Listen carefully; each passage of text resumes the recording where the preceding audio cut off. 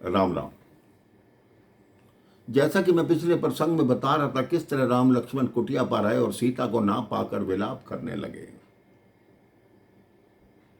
पंचवटी को दोष देते हैं कि हे पंचवटी, जब तक हम यहां नहीं आए थे तुम्हारे यहां पतझड़ थी, हमारे आने से यहां बसंत खिलने लगा, बहारें आने लगी और तुमने भी किसी क्रूर का साथ दिया।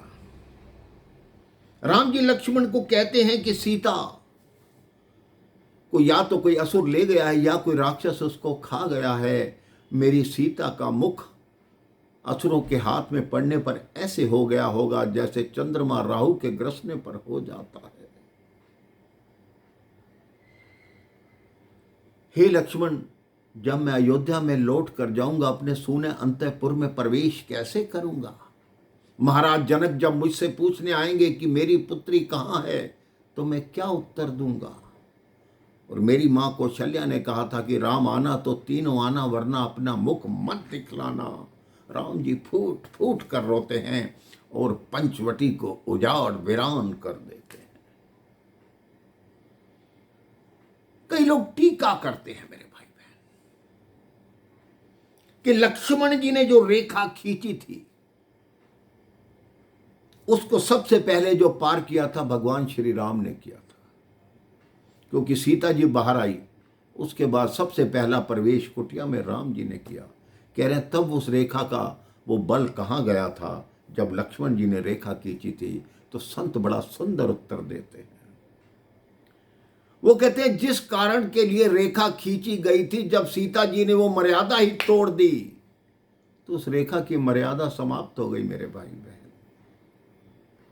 दूसरा कारण लोग बोलते हैं, टीका करते हैं कि राम जी तो परम ब्रह्म थे, उनकी लीला थी, वो सब कुछ जानते थे, लेकिन वो क्यों रोए? एक पति अपनी पत्नी के लिए और ब्रह्म होकर राम जी इतना क्यों रोए? मेरे भाई बहन, आदर्श पति की भूमिका राम निभाए तो रोना ही चाहिए। जिस स्त्री ने राम के कदमों के निशानों पर जीवन व्यतीत किया हो, उस सीता को कोई ले जाए और राम की आंख में आंसू ना आए तो दुनिया राम को ज्यादा आलोचना करेगी। राम के पति के प्रेम को कहेगी इसमें प्रेम था ही नहीं। चंपू रामायण में अलग कारण बताया गया है मेरे भाई बहन।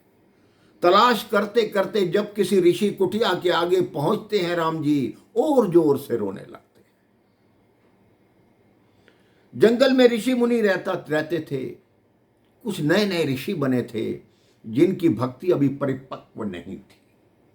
उनको पता था कि राम जी सिर्फ जंगल में हैं। उन्होंने बड़ी बड़ी शिलाएं लाकर अपनी कुटियाओं के बाहर रख दी कि उन्हें मालूम था कि राम जी के चरण रज से सुंदर स्त्री प्रकट हो जाती है। इसी आशा में उन्होंने अपनी कुटियाओं के बाहर बड़ी बड़ी शिलाएं रखी। उन्हीं कुटियाओं के आगे राम जोर जोर से रोने लगे। तो किसी ने राम जी से पूछा कि इतना जोर से आप क्यों रोते हैं?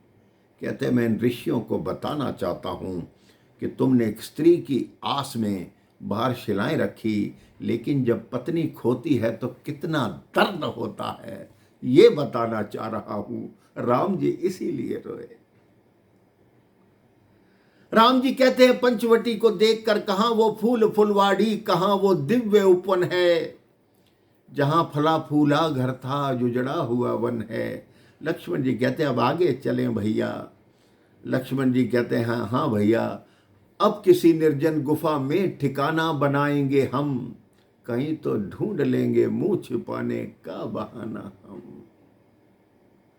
आगे चलते हैं, उन्हें रक्त की कुछ बूंदें दिखाई देती हैं,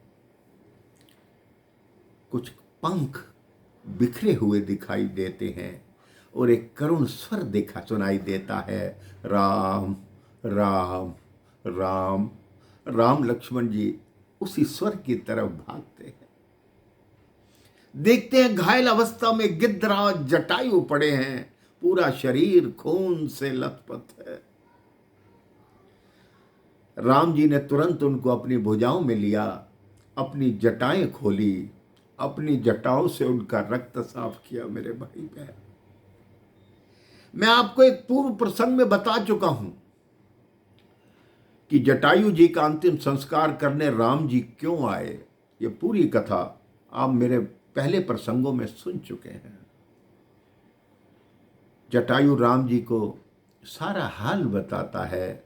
इसके पश्चात राम जी क्या करते हैं ये मैं आपको अगले प्रसंग में बताऊंगा। राम राम, जय श्री राम।